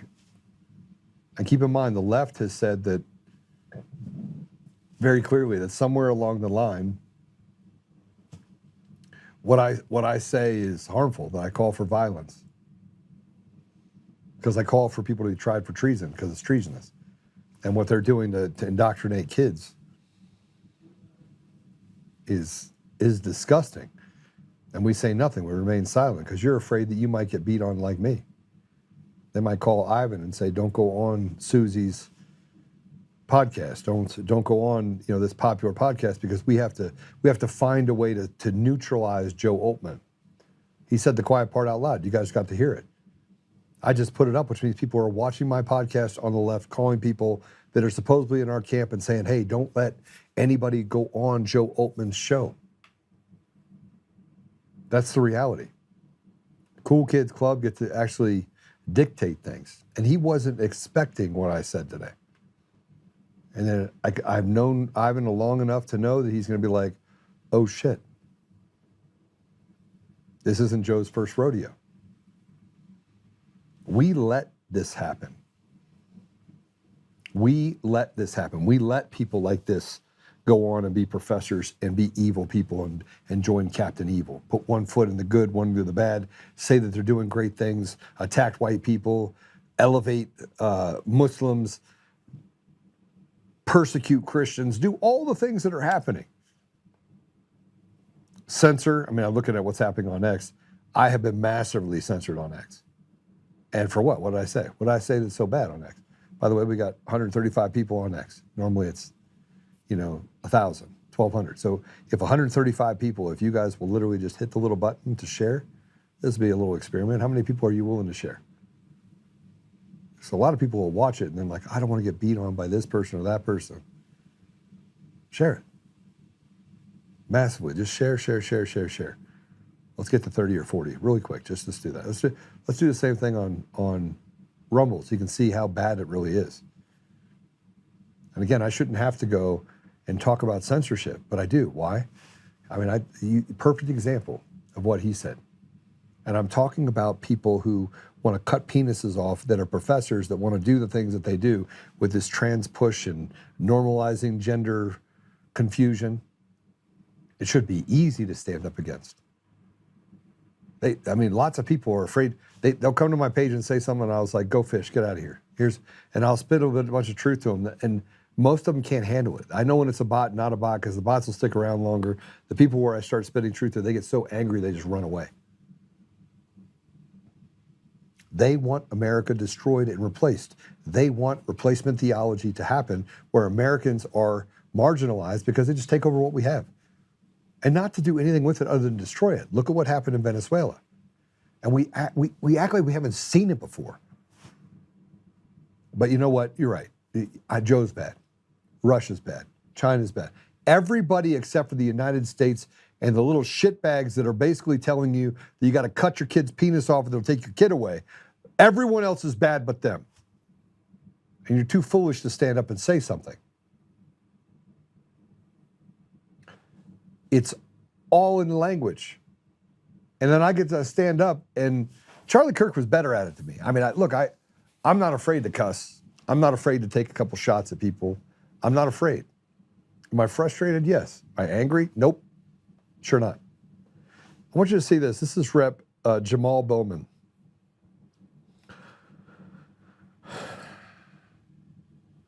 This is how you convince someone of an argument without ever having an argument. You say something really stupid, and you get somebody to shake their head and say, "Okay, social contagion, play it." Brown people from different backgrounds, the word socialism is weaponized as some kind of, anti-American thing. And, Senator Gillibrand and others seem to have fallen victim to that level of ignorance and miseducation.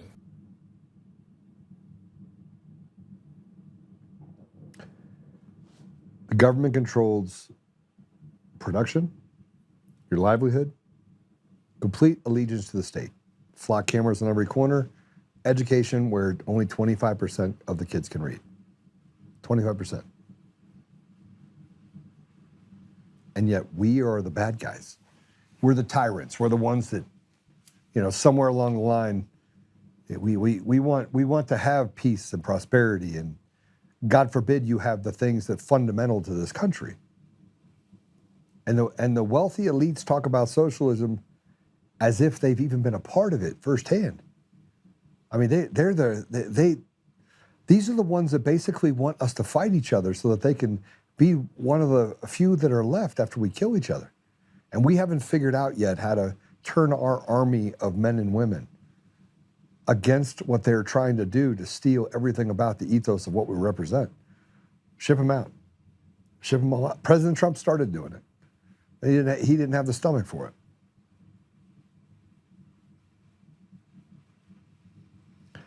Here's a woman from Cuba talking about Trump and socialism. Pay attention to this, please. Play it. Do you have an opinion on the job that Trump is doing so far? Sure. I think he's doing great. What is he doing great right now? Everything. Because I came from a communist country, and this country's becoming communist. Which country did you come from? Cuba. You're from Cuba? Yes. So what would you say to all the democratic socialists that think that socialism is the answer? Well, don't get her started. Don't get me started. Go off, Queen. Go off, Queen? I think you need to wake up and realize what's really going to happen when you have no food, no medical, nothing, because they take it all away from you. Oh, and by the way, you happy little darlings, your children don't belong to you either. They'll belong to the government. So that's what America has to look forward to. Oh, yeah. If they keep going down this path. Oh, yes. And do you believe that Trump is trying to stop it from happening? Of course. Wow. But they're trying to stop Trump. And let me put it this way. When you speak the truth, people will stop you. And there was one person that walked around this earth speaking the truth, and he got crucified.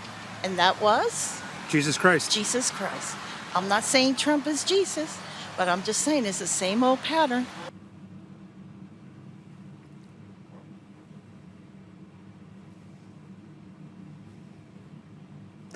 We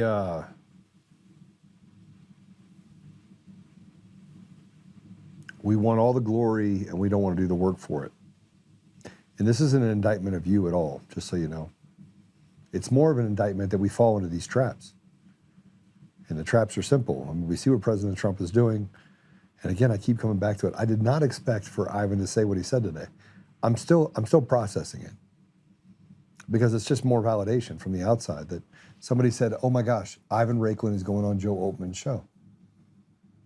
It sounds familiar, right?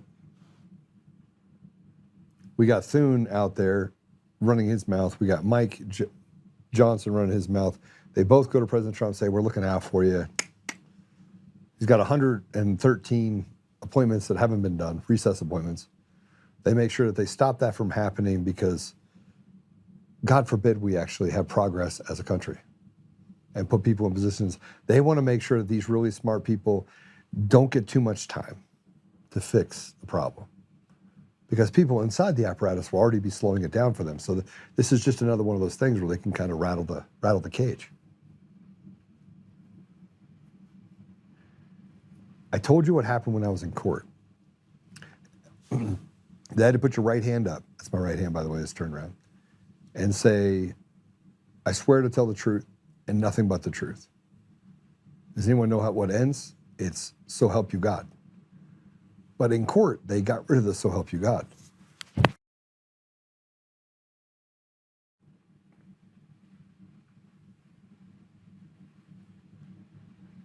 We are silent, and they want to silence me because I tell you not to be silent. Play this. This is what's happening when they try to drop the Pledge of Allegiance in their committee meetings. Go. Pledge of Allegiance is a very awkward thing in the committee meetings when we're all by Zoom. So I don't see the need at the committee level to repeat the moment of silence and the Pledge of Allegiance. I would just get down to business. I happen to agree with Delegate Green that the whole moment of silence thing sort of freaks me out. That's not our job. and I'm not a fan of the Pledge of Allegiance either. Then get the hell out. What is the what do we think is going to happen with the silence? What do you think that the country's going to survive it? You think getting rid of the Pledge of Allegiance is a good idea? The moment of silence for prayer, get rid of it, bad idea. The government says that you will worship the government. People will become gods. This is what Yuval Noah Harari said at the World Economic Forum with Klaus Schwab. They said it. They told you would no longer need elections. You already know the outcome. Slave. I don't even think anybody understands that the active amount of slavery that you're a part of right now. You don't own your home. They own it. And you have another leftist running for sheriff in Vermont. And the fact that these people keep winning is indicative not of people. Because, by the way, Democrat, Republican, Independent, most of our country is just a centrist, slight right. Wants rights. Check this out. Here's a candidate for sheriff in Chittenden County, Vermont, touts a anti-ICE agenda. America last. Play it.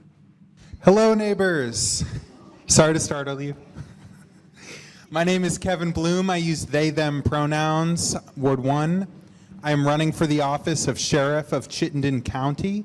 I'm running on a platform of eviction reform through eviction prevention to keep children and families housed and get landlords paid to create a safer community for all of us. Thank you so much. I am the only person in Vermont running for sheriff who advocates to abolish ICE. And if elected, I will be the first transgender person in the history of America to be an elected sheriff. Thank you. My name is Kevin Bloom, like a flower, and I'm running in a contested Democratic primary on August 11th. So please vote, and you can remember my name, Bloom like a flower. So good to share a meal with all of you. Thank you.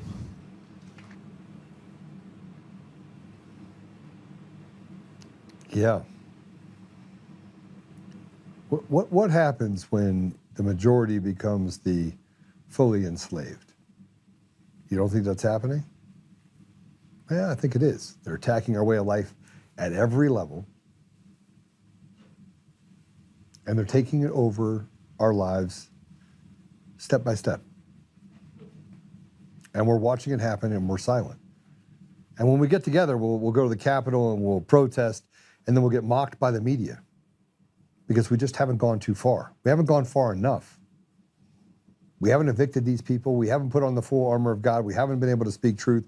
We haven't done so in such a way that, frankly, we're fighting the devil itself. We just want to let the devil just take whatever wants to take. So you got people hissing at Capitol buildings and barking like dogs and acting like idiots, and we just tolerate it. And again, we get mad and we said, it's all AIPAC's fault. It's all AIPAC's fault.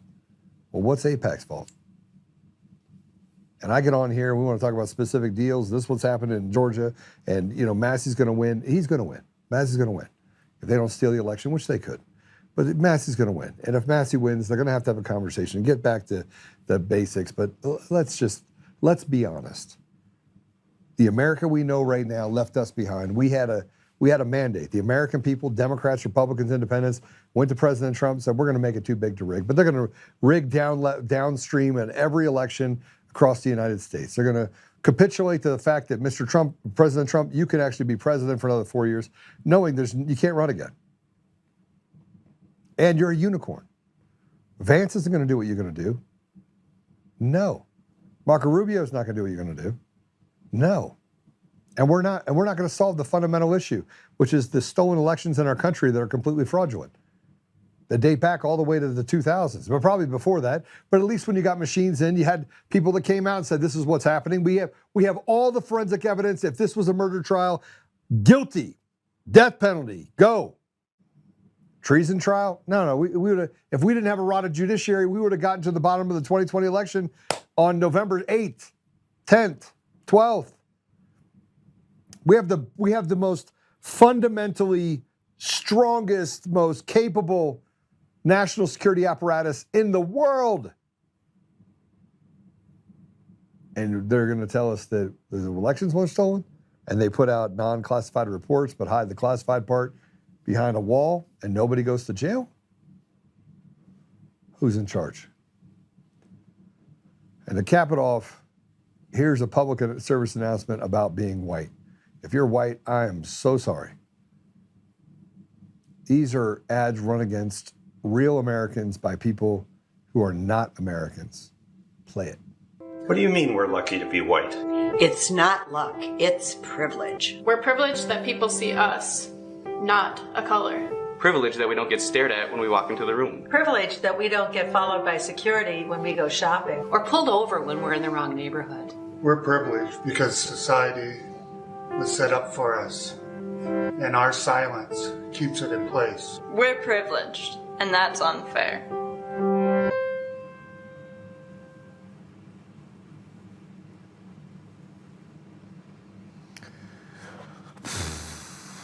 Privileged. You feel privileged when you can't talk to your kids or grandkids? You feel privileged when you're scraping by because you're living off 44 cents on every dollar. Your health care costs are over $2,000 a month, and your property tax makes it a rent payment when you pay your home off. Or the fact that if you go on Social Security and you miss one of your property tax payments after your house is paid off, they'll just come and confiscate it from you and push you into a one-bedroom apartment, even though you've paid into that system for over 40 years, 50 years, 60 years. But the very people at the very top, they don't suffer one bit. The tax books are built for them. Everywhere you turn, the system is designed for the haves, for the people that really know how the end is supposed to be borne out.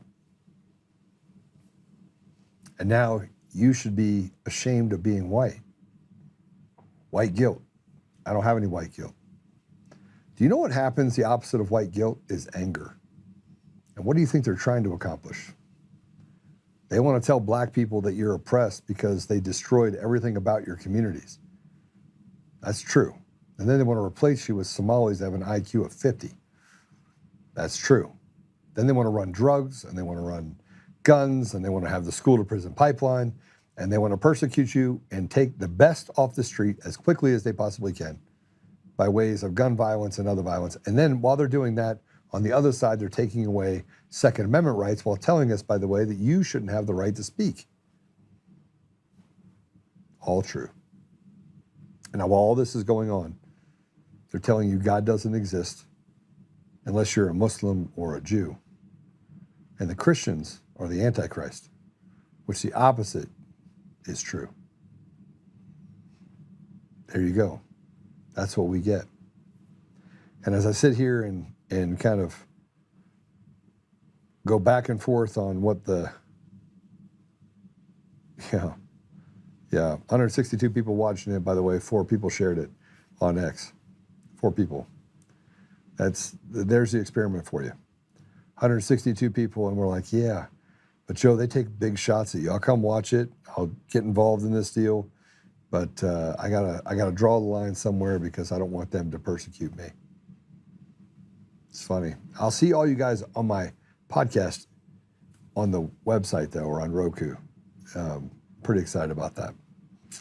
All right, some housekeeping here if I can. Just so you guys know, Gemi is in the hospital. She's got a bunch of stuff going on. Jody, thank you for shifting over on Facebook and X and sharing on each. Appreciate that. And thank you for those that did share. I prefer Vance as well. Rubio is a neocon. I think you're probably right. I won't share Trump bashing. Is that what I did? Did I? Okay, Beverly, well, let's talk about it. Did I trash Trump? Did I? Answer the question. Where did I bash him? Ivan. Okay, so let's talk about that for a second before we pop out. Was Ivan trashing President Trump? See, this is the problem on our side. I'm just going to tell you. Our problem on our side is that we make a character assumption by a disagreement, right? In other words, we disagree because President Trump did not fulfill his promise in his light. Now, there are certain things that I agree with. Things have not happened as fast as I want them to happen.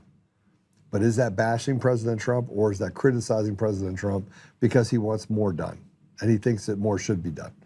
Do you think more should be done? Do you think more should be done? And President Trump, by the way, has these little parrots in his ear. And everyone is defensive of President Trump. I got a shirt on, see? It says you missed. I don't know if you saw that. So I just want you to consider it.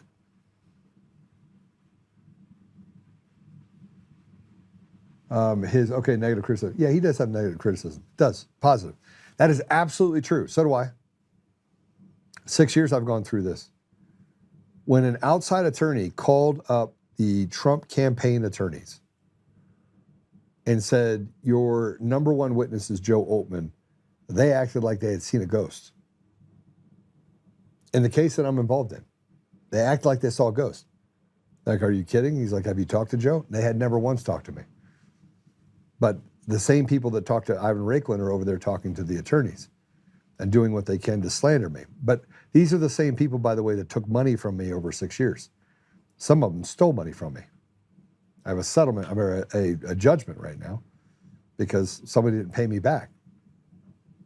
And you guys will say, I can't believe that you went and you sued Mike Lindell. No, I can't believe that you think it's okay that he could take my money and had me work for free for 3 years and ran around the company and took his company public and did all this stuff.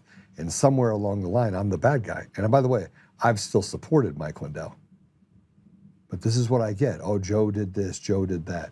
Joe didn't do jack shit to hurt a damn person at all. But the radical left and the weak, pathetic, controlled opposition on the right, they all came together. They're all one. They're all the same. And if I'm wrong, then why am I sitting here having a conversation with you and going through all the things that I've gone through? And Ivan was on here and was told, don't come on, don't go on and see Joe.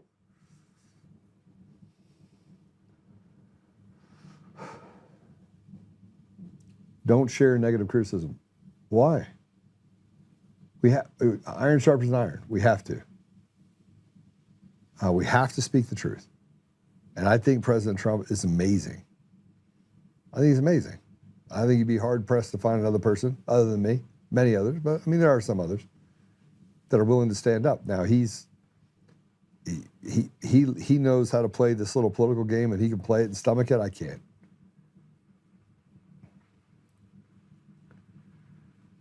But see, I wonder if you guys can continue to have these conversations and not get mad at each other. And how are you able to do that and still get mad at Ivan for having a difference of opinion? And I'm not telling you I agree with him. I do agree with some things. He should have point blank given everyone a pardon for J6.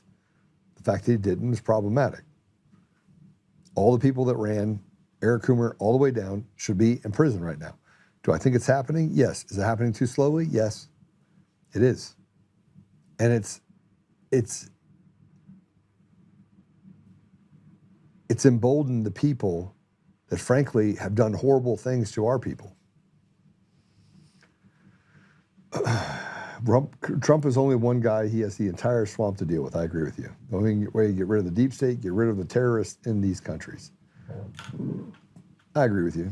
I mean, see, we can agree on a lot of things. A lot of things you're saying are true. All right. Apple Podcasts, Google Podcasts, Spotify, Pandora, iHeartRadio, TuneIn, and more. Make sure you go over there and give us a 5-star review. Do all the stuff to, make us go viral. And let's pray for Gammy, shall we? Pray for Gammy. Pray for Gammy and Roku. I have to add that to the deal. Roku. Go over, give us a 5-star review. Give us a thumbs up on your way out. If you're on YouTube, I got a call yesterday. They said, hey, I shared this thing for YouTube, and it literally shut down my ability to share. And I was like, yeah. So they don't like me, these people. They don't like me a lot. It's pretty crazy. Also, 89517, you can text freedom to 89517. We'll send you a text message when we go live. And if you want to get on the email list, go to the website, untamednation.com, and drop your email in there. I won't spam you. I just sent you a bunch of stuff, and I might send you a couple deals on guns if you want it, if you like guns at all. Other than that, let's pray it out, yeah? Father God, thank you for, excuse me. Take my hat off. Father God, thank you for the time that we had together. Thank you for influencing Ivan so he could come on. Thank you for his perspective. And thank you, Father, for putting people in the gap so that they can stand against the evil that's trying to consume our country. Father, I am grateful for the vision and for the guidance that you've given me and so many others around me. Father, I just ask that you give us the ability to see clearly what's happening in the future. And, Gammy is sick right now. So, Father, if you could just, whatever's ailing her, if you could heal her. She has much more work to do.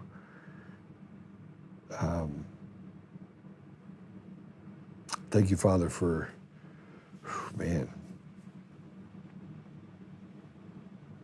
I want to boldly ask that we could, in the name of Jesus, get rid of all the voting machine apparatuses that steal our voice. So machine ballots, or mail-in ballots, the machines, go to hand count, paper ballot, in person. Father, I think that if we did that, it would eliminate a lot of tension, and not up front, but it could eliminate a lot of tension that puts us in the driver's seat for having the people's voice be heard. And that will lead to restoration. There's just so many things that need to happen before we can get to a place where we can actually have peace.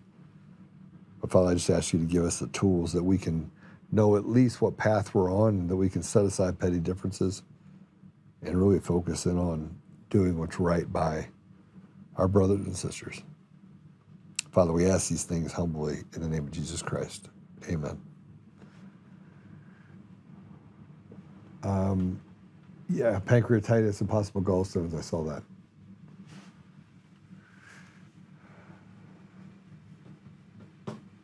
I'm just reading some comments. All right. Hey, I got to go. Thank you. I appreciate you guys very much. We got a hockey game tomorrow. It should be fun, but all is good. Thanks for joining up with me today, and thanks for a little bit of truth, more truth. Go ahead and share it if you like us, and we'll see you again tomorrow.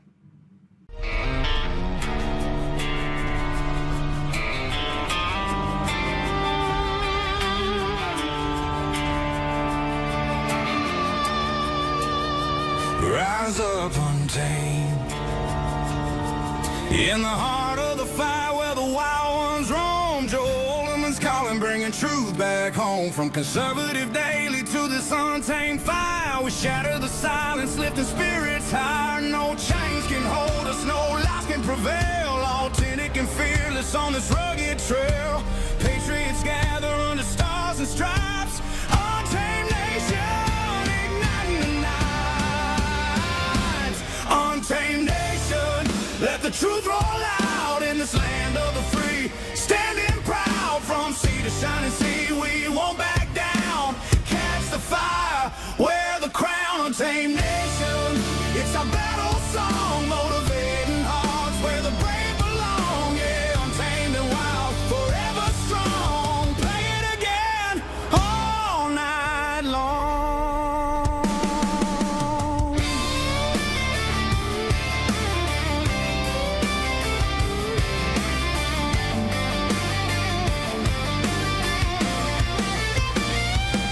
Break the mold, chase the real, no more games, time to heal. Joe's voice leads the untamed crew. Truth matters through and through. Untamed nation, let the truth roll out in this land of the free. Standing proud from sea to shining sea, we won't back down. Catch the fire, wear the crown. Untamed nation, it's our battle.